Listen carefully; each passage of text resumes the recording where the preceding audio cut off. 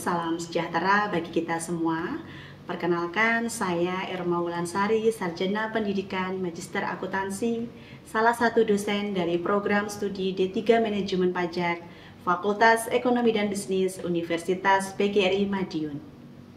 Sebagai dosen, saya memiliki kewajiban utama dalam melaksanakan tridharma perguruan tinggi di bidang pendidikan, penelitian, dan pengabdian kepada masyarakat. Video ini dibuat untuk melengkapi persyaratan dalam pengajuan sertifikasi dosen, yaitu pernyataan diri dosen dalam unjuk kerja Tridharma Perguruan Tinggi atau PDD UKT PT dalam bidang pengajaran.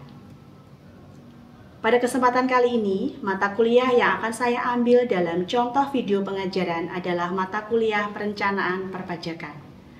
Mata kuliah Perencanaan Perpajakan merupakan mata kuliah wajib dari program studi D3 Manajemen Pajak. Mata kuliah Perencanaan Perpajakan terdiri dari 3 SKS. Mata kuliah ini disampaikan dengan metode DIA, yaitu Delivery, Interaction, and Assessment. Adapun deskripsi mata kuliah dalam mata kuliah Perencanaan Perpajakan ini adalah: mata kuliah Perencanaan Perpajakan akan memberikan pemahaman kepada mahasiswa tentang perencanaan pemenuhan kewajiban perpajakan secara lengkap, benar, dan tepat waktu sehingga dapat secara optimal menghindari pemborosan sumber daya yang sesuai dengan ketentuan peraturan perpajakan. Adapun CPL dari Prodi D3 Manajemen Pajak pada mata kuliah Perencanaan Perpajakan ini adalah terdiri dari sikap, pengetahuan, kompetensi umum, dan kompetensi khusus. Adapun untuk CPL sikap, yaitu menjunjung tinggi nilai kemanusiaan dalam menjalankan tugas berdasarkan agama, moral, dan etika, kemudian berkontribusi dalam peningkatan mutu kehidupan masyarakat, berbangsa, dan bernegara berdasarkan Pancasila, taat hukum dan disiplin dalam kehidupan masyarakat dan bernegara, dan terakhir adalah menunjukkan sikap bertanggung jawab atas pekerjaan di bidang keahliannya secara mandiri. Adapun CPL dari pengetahuan, yaitu 1. Menguasai konsep teoritis keuangan negara dan kebijakan fiskal. 2. Menguasai konsep teoritis bidang perpajakan yang dapat diaplikasikan dalam dunia kerja untuk menyelesaikan masalah perpajakan sesuai dengan ketentuan yang berlaku. 3. Membangun dan menerapkan informasi dan ilmu pengetahuan secara logis, kritis, kreatif, dan inovatif dalam bidang perpajakan. Adapun untuk kompetensi umum, yaitu mampu menerapkan pemikiran logis, kritis, inovatif, bermutu, dan terukur, melakukan pekerjaan di bidang perpajakan serta sesuai dengan ketentuan umum perpajakan yang berlaku. Untuk kompetensi khusus, yaitu mampu menyelesaikan pekerjaan di bidang perpajakan sesuai dengan ketentuan perpajakan yang berlaku. Nah, adapun CPMK atau capaian pembelajaran mata kuliah dalam mata kuliah Perencanaan Perpajakan ini, yaitu setelah menempuh mata kuliah ini diharapkan mahasiswa mampu memahami dan menjelaskan tentang konsep perencanaan perpajakan, serta mampu mengidentifikasi dan memecahkan strategi perencanaan perpajakan, dan pada akhirnya dapat mematuhi praktik pelaksanaan perencanaan perpajakan sesuai dengan ketentuan undang-undang yang berlaku. Adapun sub CPMK atau kemampuan akhir yang direncanakan dalam mata kuliah ini yaitu 1. Mampu memahami dasar-dasar perencanaan perpajakan. 2. Mampu mendeskripsikan perencanaan pajak melalui metode penyusutan. 3. Mampu mendeskripsikan perencanaan pajak melalui penilaian kembali atau revaluasi aset tetap. 4. Mampu mendeskripsikan perencanaan pajak melalui transaksi sewa guna usaha. 5. Mampu mengidentifikasi penentuan harga transfer. 6. Mampu menganalisis laporan keuangan fiskal. 7.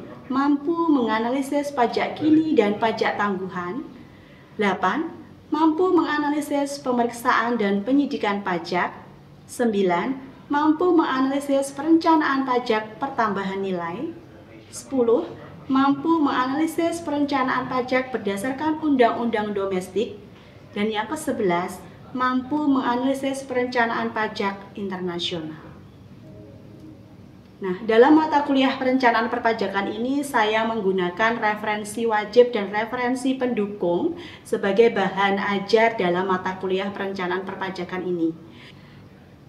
Dalam mata kuliah perencanaan perpajakan ini saya menggunakan referensi wajib dan referensi pendukung sebagai bahan ajar dalam mata kuliah ini.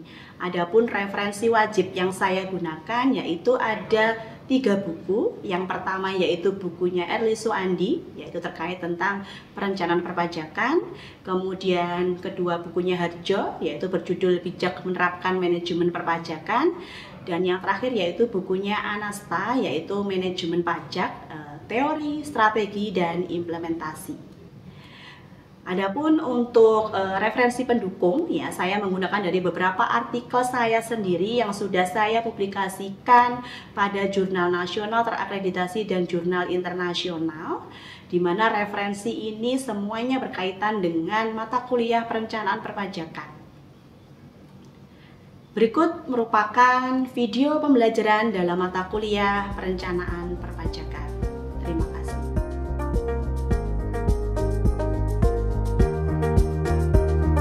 Assalamualaikum warahmatullahi wabarakatuh. Oke, selamat pagi semuanya. Gimana kabarnya hari ini? Alhamdulillah. Alhamdulillah pada hari ini kita diberikan nikmat sehat ya, sehingga bisa menyelenggarakan perkuliahan hari ini dengan keadaan sehat tanpa kurang suatu apapun. Oke, hari ini merupakan pertemuan kedua saya di kelas ini dalam mata kuliah perencanaan perpajakan ya. Kalau kemarin di minggu lalu saya sudah menyampaikan terkait tentang kontrak perkuliahan ya, silabus, kemudian referensi apa aja yang akan kita pakai dalam mata kuliah perencanaan perpajakan ini. Kemudian kemarin saya juga sudah membahas pengantar sedikit ya terkait tentang mata kuliah perencanaan perpajakan. Nah, untuk pertemuan kedua kali ini ya, saya akan membahas mengenai tentang konsep umum perencanaan pajak. Oke, sudah punya bukunya semua?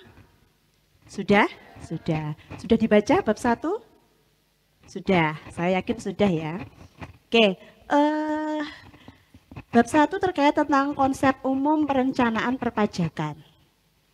Nah, tujuan pembelajaran ya, tujuan pembelajaran di sini yaitu terkait konsep umum perpajakan. Mahasiswa mampu memahami tentang dasar-dasar perencanaan pajak. Jadi di sini kita masih membahas mengenai tentang dasar-dasar perencanaan pajak. Nah, perencanaan pajak dan metode perencanaan pajak yang sesuai dengan peraturan perpajakan. Oke, kemudian untuk indikator pembelajaran yaitu yang pertama, mahasiswa mampu menjelaskan pengertian perencanaan pajak. Kemudian yang kedua, mahasiswa mampu menjelaskan tujuan perencanaan pajak. Kemudian yang ketiga, mahasiswa mampu menjelaskan faktor yang mempengaruhi perencanaan pajak. Dan yang keempat yaitu mahasiswa mampu mendeskripsikan metode dalam perencanaan pajak. Oke. Nah, di sini nanti di mata kuliah perencanaan perpajakan, jadi kemarin sudah saya sampaikan di minggu lalu bahwa mata kuliah perencanaan perpajakan ini akan kita bahas terkait tentang case-case yang ada di Indonesia gitu ya, mengenai perusahaan-perusahaan yang melakukan perencanaan pajak gitu ya. Tetapi di sini sebelum kita mempelajari lebih jauh mengenai tentang kasus terkait perencanaan pajak, maka kalian harus pelajari dulu terkait tentang dasar-dasar dari perencanaan pajak, gitu ya. Oke, yang pertama kita masih pengantar dulu. Kalau kita ngomong pajak, pajak itu apa tuh sebenarnya? Kontribusi pada negara. Oke, kalau kita ngomong pajak, bagi perusahaan, pajak itu bisa dikatakan sebagai bagi negara, pajak sebagai pendapatan, ya, pendapatan untuk membiayai pengeluaran negara, gitu. Tapi kalau bagi perusahaan, pajak itu untuk apa? Atau sebagai apa? Pajak itu sebagai beban. Karena apa? Ketika kita membayar pajak, di sini adalah perusahaan, otomatis pajak yang dibayar oleh perusahaan itu jelas akan mengurangi pendapatan perusahaan. Ya enggak? Seperti itu. Gitu ya.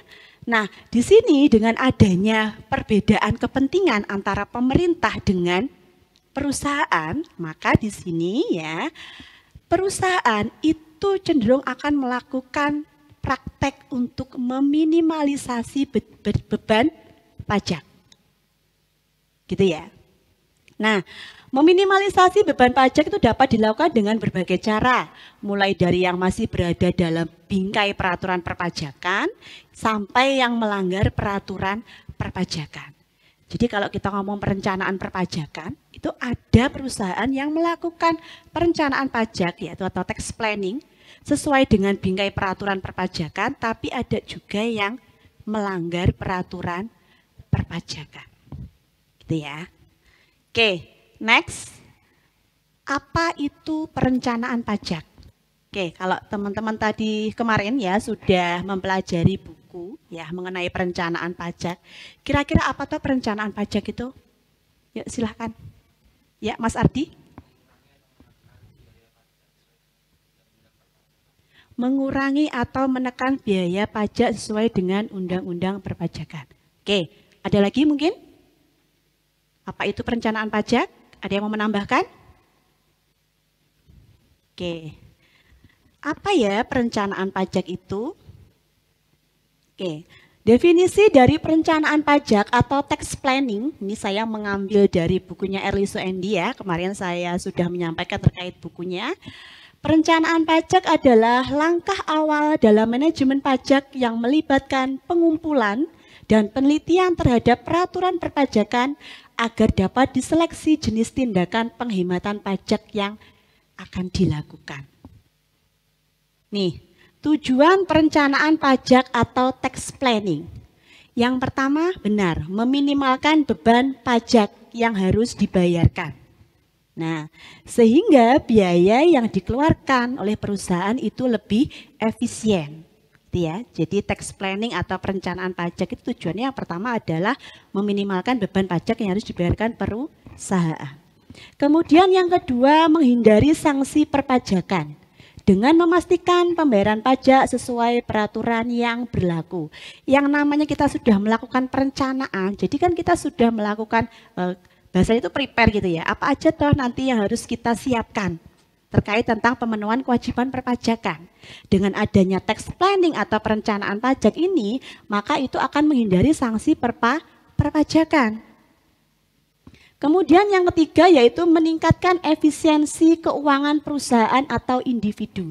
Jelas dengan adanya perencanaan pajak, kemudian beban pajak yang dibayarkan itu lebih rendah, otomatis meningkatkan efisiensi keuangan perusahaan. Kemudian yang keempat yaitu meningkatkan kepatuhan perpajakan dan citra perusahaan di mata pemerintah serta masyarakat. Jadi di sini ketika perusahaan itu ya melakukan kewajiban perpajakan, kepatuhan pajak ya, kemudian melakukan tax planning secara resmi atau secara legal sesuai dengan peraturan perpajakan, otomatis citra perusahaan itu bagus nggak? Bagus. Beda lagi kalau perusahaan itu jelas-jelas melakukan pelanggaran di bidang perpajakan. Mungkin tidak membayar atau memanipulasi laporan keuangan untuk beban pajak perusahaan biar semakin kecil. Itu jelas melakukan peraturan melanggar peraturan perpajakan. Nah, ketika perusahaan melanggar peraturan perpajakan, otomatis citra perusahaan di mata investor, di mata pemerintah serta masyarakat itu pasti akan jelek. Kemudian yang kelima yaitu meningkatkan daya saing dengan mengoptimalkan struktur pajak yang lebih efisien. Itu jelas ya dengan adanya minimalisasi beban pajak atau perencanaan pajak tadi itu dapat meningkatkan daya saing. Kemudian yang keenam yaitu meningkatkan kesejahteraan masyarakat melalui efisiensi yang dapat dialihkan ke pengembangan bisnis atau sosial. Jadi kalau perusahaan itu bisa melakukan tax planning dengan meminimalisasi beban pajak. Nah, beban pajak tadi yang seumpama contohnya sebelum adanya tax planning bayarnya 1 miliar. Setelah dilakukan tax planning ternyata berkurang jadi 100 juta. Nah, 100 juta ini bisa dialokasikan ke yang lain untuk pengembangan bisnis perusahaan. Ya enggak? Nah, itu tujuan dari perencanaan pajak, yaitu untuk meningkatkan kesejahteraan masyarakat melalui efisiensi itu tadi. Gitu ya. Kemudian di sini adalah kondisi keuangan perusahaan. Perlu diketahui, ketika kondisi keuangan perusahaan itu bagus atau baik, maka perusahaan itu justru lebih lebih mudah ya untuk melakukan strategi perencanaan pajak yang baik dan benar. Karena apa? Ketika perusahaan itu sehat, baik, bagus, kondisi keuangannya bagus. Nah, di sini perusahaan mikirnya gini, bahwa ketika saya menjalankan usaha ini ya saya sesuai dengan ketentuan peraturan perpajakan. Saya tidak mau melanggar dan sebagainya. Beda lagi kalau mungkin contoh kondisi keuangannya kurang bagus gitu ya. Terus kemudian perusahaan bingung gimana caranya ya biar pajak saya rendah. Nah, kemudian gelap mata dan sebagainya, kemudian memanipulasi laporan keuangan dan sebagainya, itu bisa jadi. Gitu ya. Jadi bisa faktor yang kedua terkait perencanaan perpajakan itu adalah dilihat dari kondisi keuangan perusahaan. Kemudian yang ketiga yaitu tingginya tarif pajak. Kok bisa Bu, tingginya tarif pajak itu bisa mempengaruhi perencanaan pajak? Gimana coba? Kok bisa? Kalau seumpama kalian punya perusahaan nih, nah ketika tarif pajak itu tinggi, kalian cenderung untuk melakukan perencanaan pajak nggak? Iya, kenapa? Karena, Mbak Husnul? Agar tidak terlalu banyak membayar pajak. Oke. Jadi memang benar ya, ketika tingginya tarif pajak ya, tarif pajak itu terlalu tinggi, maka terkadang perusahaan itu cenderung melakukan perencanaan pajak. Karena apa? Oh, ini kok tahun ini seumpama pemerintah menetapkan tarif pajak yang baru ternyata ada kenaikan. Pasti perusahaan akan mikir dengan tingginya tarif pajak, maka pajak yang akan saya bayar juga semakin tinggi. Nanti ini bisa berpengaruh terhadap laba bersih saya dan sebagainya. Seperti itu ya. Kemudian yang keempat yaitu moral dan etika wajib pajak. Kenapa kok moral dan etika wajib pajak itu bisa mempengaruhi perencanaan pajak? Oke, ketika perusahaan di sini kita ada sumber dananya gitu ya, memiliki moral dan etika yang baik, wajib pajaknya ini tadi, maka dia akan cenderung melakukan perencanaan pajak sesuai dengan peraturan perpajakan. Tetapi ketika tidak memiliki moral dan etika yang baik, maka cenderung akan melakukan pelanggaran, penghindaran pajak, ya enggak? Perencanaan pajak secara ilegal yang tidak sesuai dengan koridor hukum perpajakan. Penting ya ini moral dan etika. Kemudian di sini terkait peraturan perpajakan. Yang namanya pajak pasti ada aturannya ya. Terkait mungkin tarifnya, terkait pelaporannya dan sebagainya gitu. Jadi di sini perusahaan itu ya ketika melakukan perencanaan pajak pasti perusahaan akan melihat terkait aturan-aturan di bidang perpajakan.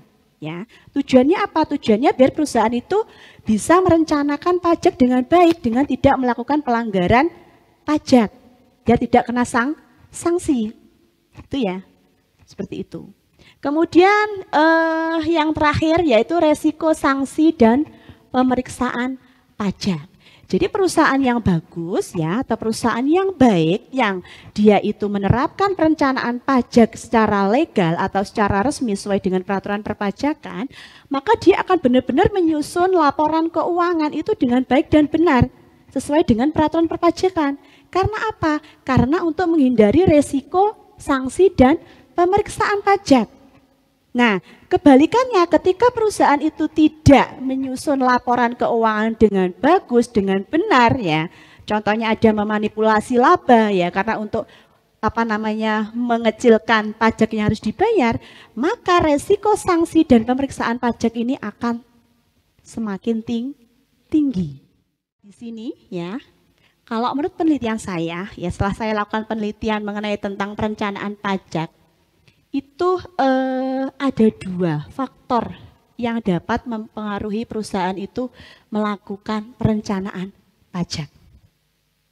Yang pertama yaitu transfer pricing atau penentuan harga transfer. Transfer pricing ini biasanya dilakukan oleh perusahaan yang memiliki apa? Relasi atau pihak berelasi. Gitu ya. Jadi ketika saya punya perusahaan, kemudian anak saya punya anak perusahaan gitu ya. Nah, di sini kadang saya melakukan apa? Transfer pricing, penentuan harga transfer untuk melakukan ini tadi perencanaan pajak. Kemudian yang kedua yaitu intensitas modal.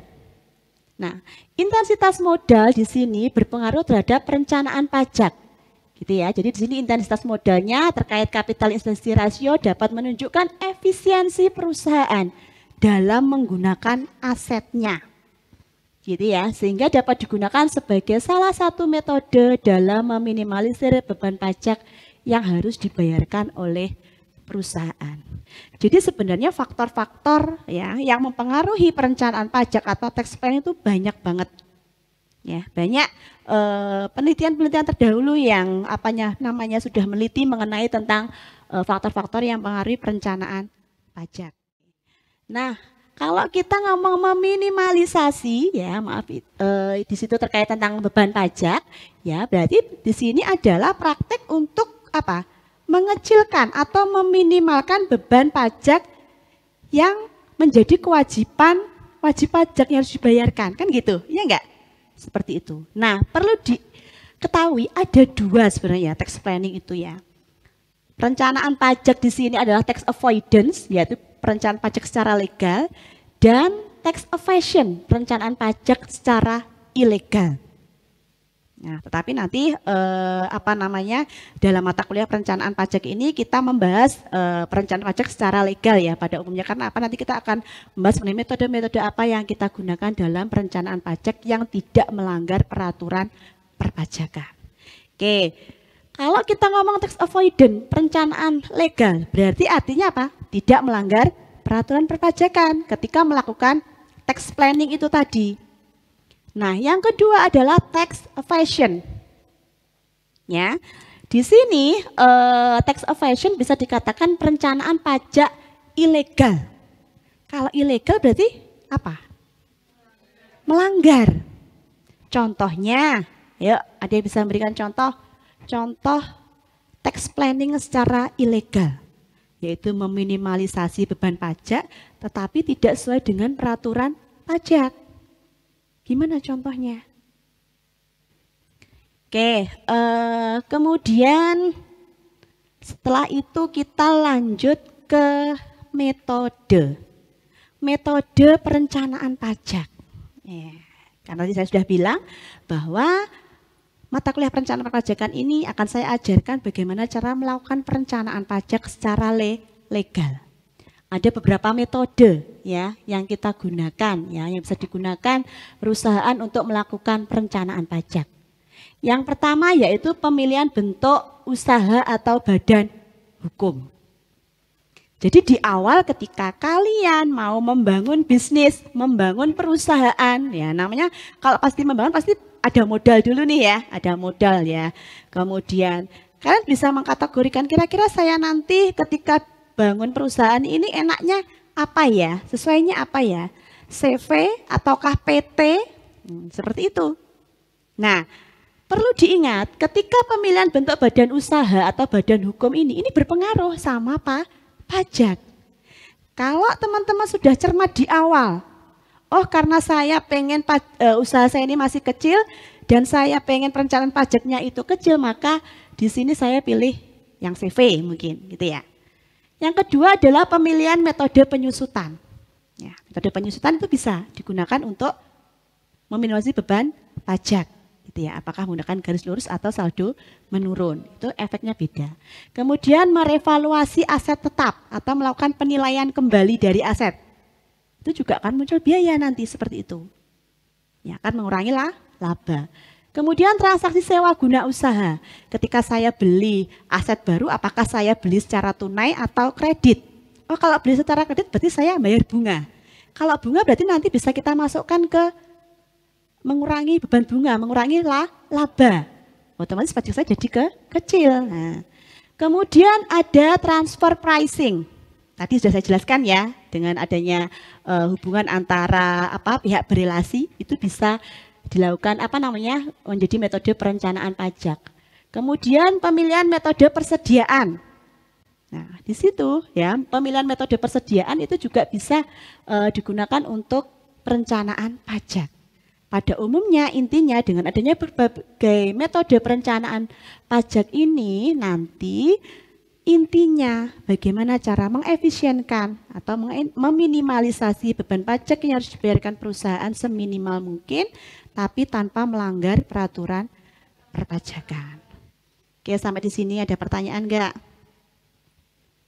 Tidak ya. Jadi kesimpulannya perencanaan pajak merupakan langkah awal dalam pajak yang bertujuan untuk minimalkan beban pajak secara legal dengan memanfaatkan peraturan perpajakan yang ada tanpa melanggar undang-undang. Faktor-faktornya juga banyak, metodenya juga tadi sudah saya jelaskan tadi. Gitu ya. Yang penting di sini adalah pelatihan dan peningkatan pengetahuan perpajakan bagi karyawan juga sangat penting. Gitu ya. Untuk apa? Untuk mendukung pelaksanaan perencanaan pajak yang baik. Dengan adanya SDM yang baik itu akan mendukung perencanaan pajak yang baik bagi perusahaan. Gitu ya. Oke, sampai di sini ada pertanyaan? Ini sumbernya. Tidak ada pertanyaan? Sudah cukup jelas? Oke, kalau tidak ada pertanyaan, ada tugas yang harus kalian kerjakan di rumah, dikumpulkan minggu depan, pertemuan ketiga. Yang pertama yaitu cari contoh perusahaan yang melakukan praktik perencanaan pajak secara legal. Yang kedua, cari contoh case ya perusahaan yang melakukan perencanaan pajak secara ilegal. Boleh dari berita sumbernya nggak apa-apa, dari artikel nggak apa-apa. Gitu ya, nanti kita bahas bareng-bareng. Oke, kalau tidak ada pertanyaan, saya presensi dulu untuk hari ini. Siapa yang tidak masuk? Maria Flora. Oke, berarti semuanya masuk ya. Oke, semua masuk. Kenapa Maria Flora? Oh sakit, maaf sebentar. Berarti di sini sakit. Maria Flo sakit ya. Oke,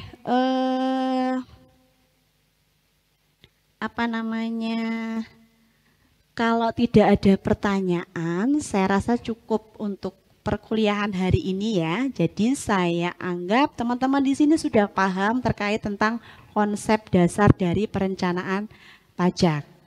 Ya, kita jumpa lagi minggu depan di jam yang sama ya. Kita bahas di bab berikutnya ya, di bab pertemuan 3. Gitu ya. Oke, untuk pertemuan hari ini saya akhiri. Apabila ada kurang lebihnya saya mohon maaf. Wassalamualaikum warahmatullahi wabarakatuh.